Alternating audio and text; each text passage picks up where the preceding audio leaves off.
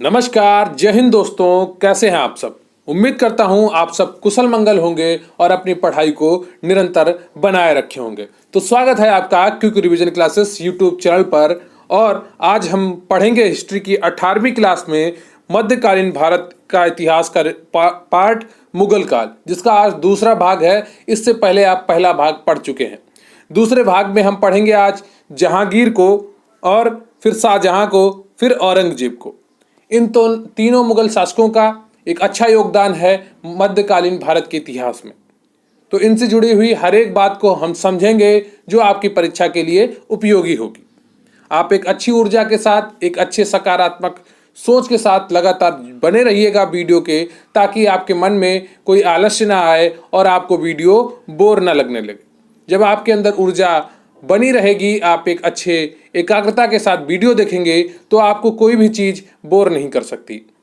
लगातार पढ़ना ही आपका सबसे बड़ा ध्येय होना चाहिए, क्योंकि सफलता तभी मिलेगी जब आप निरंतर अध्ययन करते रहेंगे, निरंतर अभ्यास करते रहेंगे।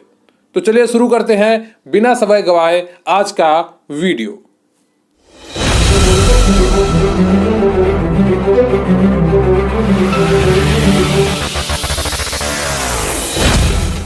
लेकिन उससे पहले मैं आपसे रिक्वेस्ट करूंगा कि आप वीडियो को लाइक कर लें। चैनल पर नए हैं तो चैनल को सब्सक्राइब कर लें। आपके कमेंट बहुत ही महत्वपूर्ण होते हैं हमारे लिए, तो प्लीज कमेंट करके जरूर बताइएगा कि आपको वीडियो कैसा लगा। और मैं वीडियो के दौरान जो आपसे प्रश्न पूछूं उसका उत्तर भी कमेंट बॉक्स में जरूर लिखिएगा। टेलीग्राम चैनल पर आप हमें ज्वाइन कर सकते हैं, इसका लिंक आपको डिस्क्रिप्शन बॉक्स में मिल जाएगा। और प्लीज वीडियो अंत तक देखें। आप देख रहे हैं quick revision classes YouTube channel, और जिसमें आज हम पढ़ेंगे मुगल साम्राज्य काल का दूसरा भाग। तो पहला सीधे शुरू करते हैं जहांगीर से। तो अगला शासक कौन है? जहांगीर है। जहांगीर 1605 से 1627 तक शासक रहा। अकबर का उत्तराधिकारी सलीम हुआ, जो 24 अक्टूबर 1605 को नूरुद्दीन मोहम्मद जहांगीर बादशाही गाजी की उपाधि धारण कर गद्दी पर बैठा। तो अकबर का जो बेटा था सलीम, उसने जहांगीर की उपाधि धारण की और गद्दी पर बैठा। पूरी उपाधि का नाम था नूरुद्दीन मोहम्मद जहांगीर बादशाही गाजी। क्लियर है आपको? तो अकबर का उत्तराधिकारी सलीम हुआ, जो 24 अक्टूबर 1605 को नूरुद्दीन मोहम्मद जहांगीर बादशाही गाजी की उपाधि धारण कर गद्दी पर बैठा। बाबर का बेटा हुमायूं, हुमायूं का बेटा अकबर, अकबर का बेटा जहांगीर। क्लियर है आपको? तो जहांगीर का जन्म 30 अगस्त 1569 में हुआ था। अकबर ने अपने पुत्र का नाम सलीम सूफी संत शेख सलीम चिश्ती के नाम पर रखा था। क्लियर? तो अकबर ने जहांगीर का नाम सलीम किसके नाम पर रखा था? सूफी संत शेख सलीम चिश्ती के नाम पर रखा था। तो जो सलीम नाम था जहांगीर का, वो किसके नाम पर था? सूफी संत शेख सलीम चिश्ती के नाम पर रखा था। क्लियर है आपको? जहांगीर का जन्म 30 अगस्त 1569 में हुआ था। तो इनका मतलब है कल इनका हैप्पी बर्थडे होने वाला है 30 अगस्त को। जहांगीर को न्याय की जंजीर के लिए याद किया जाता है। जहांगीर ने एक न्याय की जंजीर लगवाई थी। यह जंजीर सोने की बनी थी, जो आगरा के किले के शाहबुर्ज एवं यमुना तट पर स्थित पत्थर के खंभे में लगवाई हुई थी। क्लियर है आपको? जहांगीर को न्याय की जंजीर के लिए याद किया जाता है। यह जंजीर सोने की बनी हुई थी। तो आपसे परीक्षा में प्रश्न पूछा जा सकता है कि न्याय की जंजीर किसने लगवाई थी, या किस मुगल शासक के शासनकाल में लगवाई गई थी? तो इसका सीधा सीधा उत्तर हो जाएगा जहांगीर के शासनकाल में, या जहांगीर के द्वारा लगवाई गई थी। क्लियर है आपको? एक एक पॉइंट को गंभीरता के साथ समझते रहिए और अपनी पढ़ाई को एक नया आयाम देते रहिए। जहांगीर द्वारा शुरू की गई तुजुक ए जहांगीरी नामक आत्मकथा को पूरा करने का श्रेय मोतबिंद खां को है।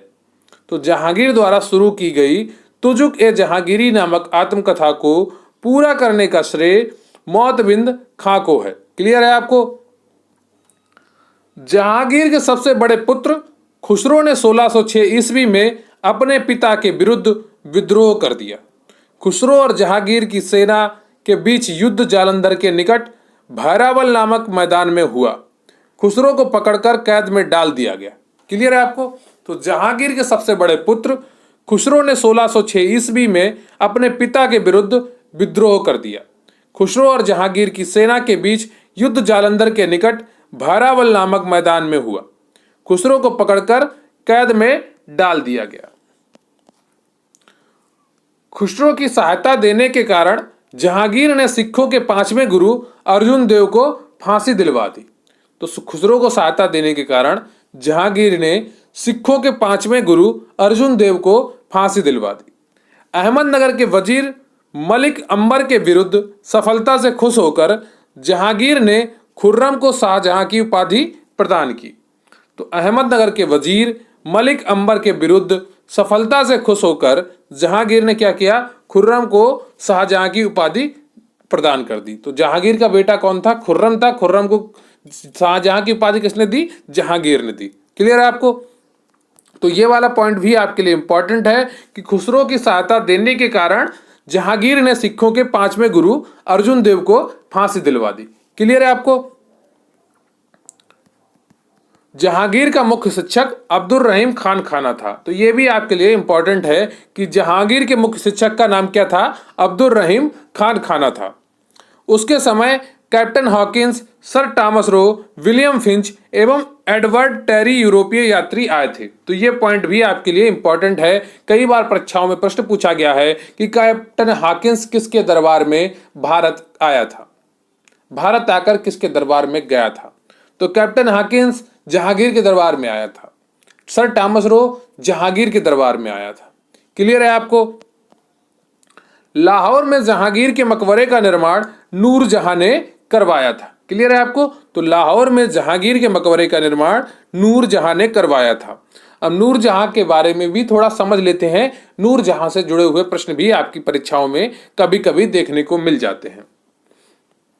तो ईरान की निवासी मिर्जा गयास बेग की पुत्री नूरजहां का वास्तविक नाम मेहरुन्निसा था। तो नूरजहां का वास्तविक नाम क्या था? मेहरुन्निसा था। यह पॉइंट आप याद कर लीजिए। नूरजहां का वास्तविक नाम मेहरुन्निसा था। यह ईरान निवासी मिर्जा गयास बेग की पुत्री थी। क्लियर है आपको? 1594 में नूरजहां का विवाह अली कुली बेग से संपन्न हुआ। जहांगीर ने एक शेर मारने के कारण अली कुली बेग को शेर अफगान की उपाधि प्रदान की। 1607 में शेर अफगान की मृत्यु के बाद मेहरुन्निसा अकबर की विधवा सलीमा बेगम की सेवा में नियुक्त हुई। तो 1607 में जब शेर अफगान की मृत्यु हो गई तो मेहरुन्निसा अकबर की विधवा यानी कि जहांगीर की अम्मी विधवा सलीमा बेगम की सेवा में नियुक्त की गई। सर्वप्रथम जहांगीर ने नवरोज त्योहार के अवसर पर मेहरुन्निसा को देखा और उसके सौंदर्य पर मुग्ध होकर जहांगीर ने मई 1611 में उससे विवाह कर लिया। तो मई 1611 में जहांगीर ने शेर मारने के कारण अली कुली बेग को, जिसे शेर अफगान की उपाधि दी थी, उसकी पत्नी या उसकी विधवा से विवाह कर लिया। किसने? जहांगीर ने। विवाह के पश्चात जहांगीर ने उसे नूर महल व नूरजहां की उपाधि प्रदान की। तो मेहरुन्निसा को नूरजहां या नूर महल की उपाधि किसने प्रदान की? तो जहांगीर ने विवाह के पश्चात स्वयं प्रदान की। नूरजहां के सम्मान में जहांगीर ने चांदी के सिक्के जारी किए। मुगल कला अपने चरमोत्कर्ष पर जहांगीर के शासनकाल में ही पहुंची। क्लियर आपको? जो मुगल कला थी वो अपने चरमोत्कर्ष पर यानी कि सबसे ऊंचाई पर जहांगीर के शासनकाल में ही पहुंची। नूरजहां की मां असमत बेगम ने गुलाब से इत्र निकालने की विधि खोजी। तो ये पॉइंट भी आपके लिए इंपॉर्टेंट है। अक्सर परीक्षाओं में पूछा गया प्रश्न है कि गुलाब से इत्र निकालने की विधि किसने खोजी या किसे पता थी? तो नूरजहां की मां असमत बेगम ने गुलाब से इत्र निकालने की विधि खोजी और असमत बेगम से ये नूरजहां ने सीख लिया। क्लियर है आपको? तो उस समय जिसके पास इत्र होता होगा तो उसको कितना लोग पसंद करते होंगे, उससे तो दिन भर खुशबू आती होगी है। तो सोचिए नूरजहां पे क्यों ना जहांगीर फिदा होता मेहरुन्निसा पे। शाहजहां 1628 से 1658 तक तकरीबन 30 साल इसने शासन किया। तो शाहजहां जहांगीर का पुत्र था तथा अकबर का पोता था। इसका जन्म 5 जनवरी 1592 लाहौर में हुआ था। इसके बचपन का नाम खुर्रम था। तो शाहजहां के बचपन का क्या नाम था? खुर्रम था ये जहांगीर का पुत्र था और अकबर का पोता था। क्लियर है? जहांगीर ने खुर्रम को शाहजहां की उपाधि से नवाजा था, ये मैं पहले भी आपको बता चुका हूं। तो शाहजहां के शासनकाल को स्थापत्य कला और सांस्कृतिक दृष्टि से स्वर्णिम युग कहा जाता है। यह भी आपका इंपॉर्टेंट है, अक्सर परीक्षाओं में पूछा गया है कि किसके शासनकाल को स्थापत्य कला और सांस्कृतिक दृष्टि से स्वर्णिम युग कहा जाता है या माना जाता है। तो इसका सही उत्तर हो जाता है आपका शाहजहां के शासनकाल को। क्लियर है आपको? अगला पॉइंट है, शाहजहां के शासनकाल में ही फ्रांसीसी यात्री वर्नियर और ट्रेवरनियर तथा इटालियन यात्री मनुची भारत आए थे। तो कौन कौन शाहजहां के शासनकाल में आया था? एक तो फ्रांसीसी यात्री वर्नियर और ट्रेवनियर और तथा इटालियन यात्री मनुची भारत आए थे। क्लियर है आपको? शाहजहां एक बेशकीमती तख्त पर आसीन होता था जिसे तख्त ताउस कहा जाता था। इसका निर्माण शाहजहां ने ही करवाया था। तो यह भी आपके लिए इंपॉर्टेंट है। शाहजहां एक बेशकीमती तख्त पर आसीन होता था जिसे तख्त ताउस कहा जाता था। क्लियर है आपको? अगला पॉइंट है आपका, शाहजहां के दरबार में पंडित जगन्नाथ राजकवि हुआ करते थे जिन्हें जगन्नाथ पंडित राज के नाम से भी जाना जाता था, जो गंगा लहरी और रस गंगाधर के रचनाकार हैं। क्लियर है आपको? एक अच्छी गंभीरता के साथ विषय से जुड़े रहिए और अपनी पढ़ाई को निरंतर जारी रखिए। अगर आपने अभी तक वीडियो को लाइक नहीं किया है तो प्लीज वीडियो को लाइक कर दीजिए और चैनल को सब्सक्राइब कर दीजिए। अगर आपको वीडियो पसंद आ रहा हो तो कमेंट करके जरूर बताइएगा। आज का आपका प्रश्न है कि जो गौतम बुद्ध थे उनकी मृत्यु कहां पर हुई थी? गौतम बुद्ध की मृत्यु किस जगह पर हुई थी? उन्होंने अपना शरीर कहां पर त्यागा था? उन्होंने अपना प्राण कहां पर त्यागे थे? प्रश्न आप एक बार फिर से सुनिए कि गौतम बुद्ध की मृत्यु कहां पर हुई थी? गौतम बुद्ध ने अपना प्राण कहां पर त्यागे थे? अपनी देह त्याग कहां पर किया था? और इस घटना को क्या कहा गया? गौतम बुद्ध ने जो अपने देह त्यागे, इस घटना को क्या कहा और ये घटना कहां पर हुई थी? गौतम बुद्ध की मृत्यु कहां पर हुई थी? ये आज का आपका प्रश्न है। इसका उत्तर आप कमेंट बॉक्स में जरूर लिखिएगा। इसके अलावा आपको वीडियो कैसा लगा ये भी आप कमेंट बॉक्स में जरूर लिखिएगा। तो शाहजहां के दरबार में प्रमुख चित्रकार मोहम्मद फकीर एवं मीर हासिम थे। शाहजहां ने ही दिल्ली को राजधानी बनाया था।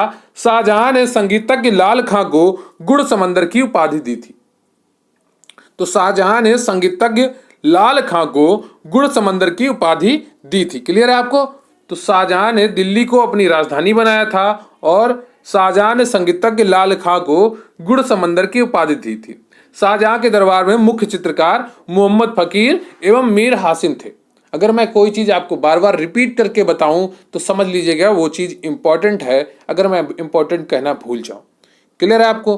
तो चीजें ध्यान से देखते रहिए, परीक्षा में कोई भी प्रश्न आ सकता है। ये सारे इंपॉर्टेंट प्रश्न ही हैं।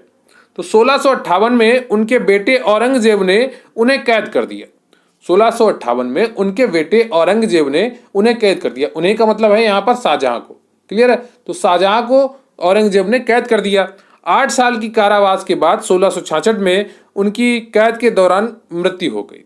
किसकी मृत्यु हो गई? शाहजहां की। तो आप देखिए, जिसने 30 साल शासन किया उसे उसका बेटा ही जेल में डाल देता है और फिर जेल में ही उसकी मृत्यु हो जाती है। तो जीवन में कब क्या आएगा इसे कोई समझ नहीं सकता। इसीलिए खुद को भावनात्मक रूप से मजबूत करो, वैचारिक रूप से मजबूत करो, ताकि हर परिस्थिति का आप सामना कर सकें। एक बादशाह को भी जेल जाना पड़ सकता है तो एक बादशाह की भी जिंदगी खराब हो सकती है। जिसने 30 साल शासन किया उसे उसका बेटा ही जेल में डाल देता है। तो हम लोग तो अभी बहुत आम नागरिक हैं। हम लोगों को तो वैचारिक रूप से और मजबूत बनाना चाहिए खुद को, ताकि कैसी भी परिस्थिति आए जीवन में, कैसी भी चुनौती आए, उसका सामना हम कर सकें। बात आपको हो सकता है थोड़ी कड़वी लग रही हो या भारी लग रही हो या बड़ी लग रही हो, लेकिन बात यही है कि चुनौतियां, संघर्ष जीवन में कभी भी आ सकते हैं। इनका सामना वही लोग अच्छे से कर सकते हैं जो वैचारिक रूप से मजबूत होते हैं, जो बात बात पर रोना नहीं शुरू करते हैं।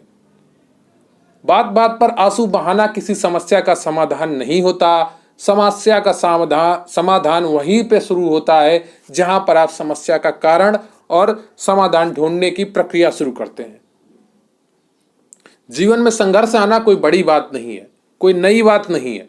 हर किसी के जीवन में संघर्ष आता है, लेकिन उस संघर्ष से निकल पाना, अपने आप को मजबूत बनाए रखना, अपनी आदतों को अच्छा बनाए रखना, यह आपको मजबूत बनाता है, यह आपको एक नई ताकत देता है। तो चलिए देखिए शाहजहां के साथ क्या हुआ। उसे उसका बेटा ही 30 साल की सत्ता के बाद जेल में डाल देता है। तो हर किसी के बच्चे होते हैं, हर किसी के जीवन में चुनौतियां आती हैं। तो हम सबको अपने भविष्य के लिए वर्तमान में तैयार रहने की जरूरत है। हमें वैचारिक रूप से खुद को मजबूत बनाना है, ताकि कल समस्याएं आए, कल चुनौतियां आए तो उनका हम सामना कर सकें। क्लियर है आपको?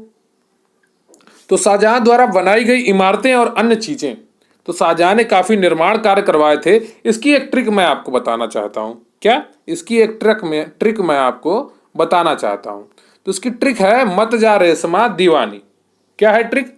मत जा रेशमा दीवानी। तो शाहजहां ने क्या क्या बनवाया? एक तो मयूर सिंहासन बनवाया। क्लियर है? ताजमहल बनवाया। जामा मस्जिद बनवाई। रेशमा बाग बनवाया। शाहजहां बाग बनवाया। मोती मस्जिद बनवाई। दीवाने आम दीवाने खास। ये सब कहाँ? दीवाने आम दीवाने खास जो आगरा का लाल किला है वहां पर है। मोती मस्जिद भी आपकी आगरा में है। ताजमहल भी आपका आगरा में है। ये प्रश्न अक्सर पूछ लिया जाता है कि ताजमहल कहाँ स्थित है, मोती मस्जिद कहाँ स्थित है, दीवाने आम या दीवाने खास कहाँ स्थित है। तो गंभीरता से इन चीज़ों को अपने दिमाग में बैठाए रखिएगा। कुछ चीज़ें मैं लास्ट में जो है आपको एमसीक्यू कराऊंगा उनसे भी पूरी करा दूंगा। तो एमसीक्यू भी आप देखा करिए, क्योंकि जो मैं जानबूझकर कुछ जानकारियां इन आपके फैक्ट्स में नहीं बताता जब मैं आपको पढ़ाता हूं, ताकि आप एमसीक्यू भी करें, आपको पता चले परीक्षा में प्रश्नों का लेवल क्या रहता है और परीक्षा में किस तरह के प्रश्न आ सकते हैं। अब आपका अगला शासक है जो मुगल काल का एक अंतिम कह सकते हैं जिसने अच्छे से सत्ता चलाई मुगल काल की, वो औरंगजेब ही था। ये 1658 से 1707 तक शासक रहा। तो तकरीबन इसने 49 से 50 साल शासन किया अकबर की तरह। तो अपने पिता को पकड़ने और अपने 3 भाइयों की हत्या के बाद औरंगजेब ने सिंहासन लिया। तो सत्ता के लिए औरंगजेब ने क्या किया? अपने पिता शाहजहां को जेल में डाला और 3 भाइयों की हत्या कर दी। उसके बाद ही ये सत्या सुकून से झेल पाया, या सुख उठा पाया। सुख मिला कि नहीं मिला वो तो औरंगजेब ही जानता होगा। इस्लाम नहीं स्वीकारने के कारण सिखों के 9वें गुरु तेग बहादुर की हत्या औरंगजेब ने 1675 ईस्वी में दिल्ली में करवा दी थी। तो ये भी आपके लिए इंपॉर्टेंट है। ये ईयर आपके लिए इंपॉर्टेंट नहीं है, पर इतना जरूर याद करना है आपको कि इस्लाम नहीं स्वीकारने के कारण सिखों के 9वें गुरु तेग बहादुर की हत्या औरंगजेब ने दिल्ली में करवा दी थी। अगर ये सन आप याद रख लेते हैं तो भी और अच्छी बात होगी। तो इस्लाम नहीं स्वीकारने के कारण सिखों के 9वें गुरु तेग बहादुर की हत्या औरंगजेब ने 1675 में दिल्ली में करवा दी थी। क्लियर है आपको? उसने दक्षिण भारत में बीजापुर और गोलकोंडा पर कब्जा कर लिया था। उसने बीजापुर और गोलकोंडा पर कब्जा कर लिया। किसने? औरंगजेब ने। औरंगजेब ने 1679 में जजिया कर को पुनः लागू किया। औरंगजेब ने 1679 में जजिया कर को पुनः लागू किया था। क्लियर है आपको? जजिया कर क्या होता है ये मैं आपको पिछली वीडियो में बता चुका हूं, लेकिन फिर मैं आपको बता रहा हूं कि जजिया कर गैर मुस्लिमों से वसूला जाने वाला कर था। जो मुस्लिम नहीं थे, जो इस्लाम नहीं अपनाए थे, उनसे मतलब उस समय तो भारत में हिंदू, सिख और बौद्ध, जैन ज़्यादा ही थे, तो इन्हीं लोगों से जजिया कर वसूला जाता था। औरंगजेब के समय में हिंदू मनसबदारों की संख्या लगभग 337 थी, जो अन्य मुगल सम्राटों की तुलना में अधिक थी। औरंगजेब सर्वाधिक हिंदू अधिकारियों की नियुक्ति करने वाला मुगल सम्राट था। अब जाहिर सी बात है, अगर ज़्यादा भूभाग पे आपको राज करना है तो उन्हीं लोगों को ही सत्ता में बैठाना होगा, उन्हीं लोगों को अधिकारी बनाना होगा जो वहाँ के ग्राउंड को समझते हैं, है ना? जो ग्राउंड लेवल की रियलिटी को समझते हैं वही तो वहाँ पर नियुक्त किए जाएंगे, तो ज़्यादा अच्छे से कार्य कर पाएंगे। तो औरंगजेब के अंदर प्रशासन की समझ भी थी। ये नहीं कि सिर्फ मुसलमानों को नियुक्त करेंगे, ऐसा नहीं था। उसे पता था कि अगर हम यहाँ पर हिंदुओं को नियुक्त करेंगे तो हिंदुओं को कंट्रोल कर पाएंगे। क्लियर है। तो औरंगजेब के समय में हिंदू मनसबदारों की संख्या लगभग 337 थी और अन्य मुगल सम्राटों की तुलना में अधिक थी। औरंगजेब सर्वाधिक हिंदू अधिकारियों की नियुक्ति करने वाला मुगल सम्राट है। यह पॉइंट भी आपके लिए बहुत ही इंपॉर्टेंट है। अगला है आपका इंपॉर्टेंट पॉइंट कि औरंगजेब ने बीबी का मकबरा का निर्माण 1679 में औरंगाबाद महाराष्ट्र में करवाया था। तो यह पॉइंट भी आपके लिए इंपॉर्टेंट है कि औरंगजेब ने बीबी का मकबरा का निर्माण 1679 ईस्वी में औरंगाबाद महाराष्ट्र में करवाया था। 1707 में औरंगजेब की मौत के बाद मुगल साम्राज्य कमजोर उत्तराधिकार के युद्ध, विदेशी आक्रमण के कारण कमजोर पड़ गया और अंत में मुगल साम्राज्य का अंत हो गया। क्लियर है। इसका अभी और पढ़ेंगे कुछ शासकों के नाम, जब हम उत्तरकालीन, जब अंग्रेज आ जाएंगे और उत्तरकालीन मुगल काल पढ़ेंगे, मुगल शासक पढ़ेंगे, तब आपको उन चीज़ों के बारे में बताऊंगा। तो औरंगजेब ने कुरान को अपने शासन का आधार बनाया। औरंगजेब का मानना था कि जो इस्लाम भूमि है वही सब जगह होनी चाहिए, इस्लाम का ही शासन सब जगह होना चाहिए। क्लियर है आपको। तो 1707 में औरंगजेब की मौत के बाद मुगल साम्राज्य कमजोर उत्तराधिकारी, और ये आपके लिए इंपॉर्टेंट नहीं है। और ये फिर आता है बहादुर शाह प्रथम 1707। अरे ये क्या बीच में लिख गया, यहाँ पर ये 3 एक्स्ट्रा बन गया है। मैं पीडीएफ जब आपको दूंगा तो उसको सही कर दूंगा। 1707 से 1712 तक इसने शासन किया था, 5 साल केवल। ठीक है, ये 3 एक्स्ट्रा लिख गया है यहाँ पर, इसको आप सही कर लीजिएगा। 1707 से 1712 तक बहादुर शाह प्रथम ने शासन किया था। बहादुर शाह प्रथम ने जजिया कर की वसूली बंद करवा दी थी। खफी खां ने इसे साहेब बेखबर कहा। खफी खां ने, यह भी प्रश्न आपके लिए आता है कि किसे साहेब बेखबर कहा गया, तो बहादुर शाह प्रथम को साहेब बेखबर कहा गया। 27 फरवरी 1712 को बहादुर शाह प्रथम की मृत्यु हो गई। अंतिम मुगल सम्राट बहादुर शाह जफर था। इसे 1857 के विद्रोह के बाद रंगून निर्वासित कर दिया गया था, जहां इसकी मृत्यु हो गई थी। क्लियर है। तो बाकी सब चीज जो छोटे छोटे मुगल शासक बचे थे अंत में, उन सब के बारे में हम तब पढ़ेंगे जब अंग्रेजों को पढ़ेंगे। क्लियर है। तो इस कल की क्लास में हम लोग क्या पढ़ेंगे, कल की क्लास में हम लोग मराठा साम्राज्य का उत्कर्ष पढ़ेंगे। क्लियर है। मराठा साम्राज्य का उत्कर्ष पढ़ेंगे, जिसमें शिवाजी होंगे और अन्य चीजें होंगी। अब आज के आपके प्रश्न हैं कुछ महत्वपूर्ण। तो अगर आपने अभी तक वीडियो लाइक नहीं किया, प्लीज वीडियो लाइक कर लीजिए, चैनल को सब्सक्राइब कर लीजिए और कमेंट करके जरूर बताइएगा कि गौतम बुद्ध का जो देह त्याग हुआ था, जो मृत्यु हुई थी, वो किस शहर में हुई थी और इस घटना को क्या कहा गया था। क्लियर है आपको। तो आज का आपका प्रश्न यही है, और चैनल को सब्सक्राइब कर लीजिए, वीडियो को लाइक कर लीजिए। प्रश्न है आपका, औरंगजेब ने ज्यादा भवनों का निर्माण नहीं करवाया क्योंकि उसे वास्तुकला में कोई रुचि नहीं थी। ऑप्शन ए, बी, राजमिस्त्री उपलब्ध नहीं थे। ऑप्शन सी, वह मितव्ययी था। या ऑप्शन डी, उसे अपने शासनकाल में निरंतर युद्ध करने पड़े। बताइए, औरंगजेब ने ज्यादा भवनों का निर्माण नहीं करवाया क्योंकि कौन सा ऑप्शन सही है? उसे वास्तुकला में कोई रुचि नहीं थी, राजमिस्त्री उपलब्ध नहीं थे, या वह मितव्ययी था मतलब कंजूस था, या उसने अपने शासनकाल में निरंतर युद्ध करने पड़े। तो इसका सही उत्तर क्या हो जाएगा? कम खर्च करने वाला मितव्ययी होता है ना। तो इसका सही उत्तर हो जाएगा आपका डी। औरंगजेब अपने शासनकाल में कई युद्ध करता रहा, जिसकी वजह से उसे भवन निर्माणों का समय नहीं मिला। आपका अगला प्रश्न है, किस मुगल शासक को 2 बार राज्याभिषेक हुआ? किस मुगल शासक का 2 बार राज्याभिषेक हुआ? यह आपका अगला प्रश्न है। Option A Akbar, B Jahangir, C Shah Jahan, D Aurangzeb. बताइए इसमें से कौन सा ऑप्शन आपका सही है? किस मुगल शासक का 2 बार राज्याभिषेक हुआ? तो उसका सही उत्तर हो जाता है आपका डी, औरंगजेब। इसने 2 बार राज्याभिषेक करवाया, एक बार आगरा में और फिर दूसरी बार इसने दिल्ली में करवाया। आपका अगला प्रश्न है, गुरु अर्जुन देव के समकालीन थे। तो गुरु अर्जुन देव किसके समकालीन थे, यह आपको बताना है। तो गुरु अर्जुन देव किसके समकालीन थे? बाबर के, या जहांगीर के, या शाहजहां के, या अकबर के? इसमें से कौन सा ऑप्शन आपका सही है? तो गुरु अर्जुन देव जो आपके थे, ये जहांगीर के समकालीन थे, और जहांगीर ने इनको फांसी की सजा दिलवा दी थी, है ना। क्योंकि इन्होंने जहांगीर के जो बागी पुत्र थे खुसरो को, उसको शरण दी थी।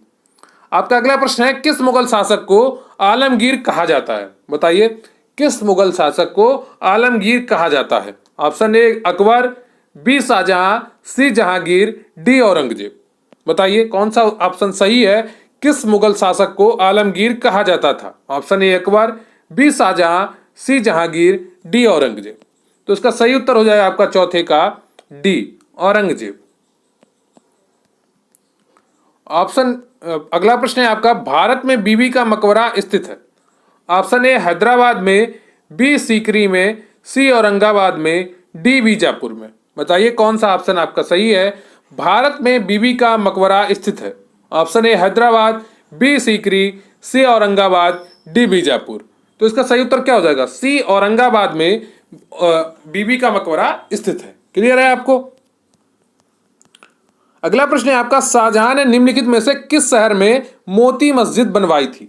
ऑप्शन है आपके दिल्ली, जयपुर, आगरा, अमरकोट। बताइए इनमें से कौन सा ऑप्शन आपका सही हो जाता है? शाहजहां ने निम्नलिखित में से किस शहर में मोती मस्जिद बनवाई थी? तो इसका सही उत्तर क्या हो जाएगा? छठे का सही उत्तर हो जाएगा आपका सी ऑप्शन आगरा। क्लियर है आपको? आपका अगला प्रश्न है, किस मुगल बादशाह ने जजिया नामक कर पुनः लगाया? बताइए किस मुगल बादशाह ने जजिया नामक कर पुनः लगाया? Option A Akbar, B Jahangir, C Aurangzeb, D Shah Jahan. सही उत्तर क्या होगा? तो इसका सही उत्तर हो जाएगा आपका सातवें का सही उत्तर है आपका औरंगजेब। सी ऑप्शन आपका बिल्कुल सही है। अगला प्रश्न है आपका, दक्षिण में निम्नलिखित में से किसके शासन में मुगल साम्राज्य तमिल राज्य क्षेत्र तक फैला? तो दक्षिण में निम्नलिखित में से किसके शासन में मुगल साम्राज्य तमिल राज्य क्षेत्र तक फैला? तो इसका सही उत्तर क्या हो जाएगा? ए अकबर, बी औरंगजेब, सी जहांगीर, डी शाहजहां। तो इसका सही उत्तर है आपका बी औरंगजेब। क्लियर है आपको? औरंगजेब के शासनकाल में जो गोलकुंडा और बीजापुर का राज्य हासिल किया था, इसने किसने किया था? औरंगजेब ने किया था। तो तमिल क्षेत्र तक फैलाने वाला साम्राज्य, मुगल साम्राज्य कौन था? औरंगजेब था। आपका अगला प्रश्न है, औरंगजेब द्वारा चलाए जिहाद का अर्थ है दार उल हर्ब, दार उल इस्लाम, या पवित्र युद्ध, या जजिया। बताइए इनमें से कौन सा ऑप्शन आपका सही है? औरंगजेब द्वारा चलाए जिहाद का अर्थ है दार उल हर्ब, दार उल इस्लाम, पवित्र युद्ध, या जजिया। तो इसका सही उत्तर है आपका बी ऑप्शन दार उल इस्लाम। दार उल इस्लाम का होता है कि इस्लाम की सत्ता को स्थापित करना। क्लियर है आपको?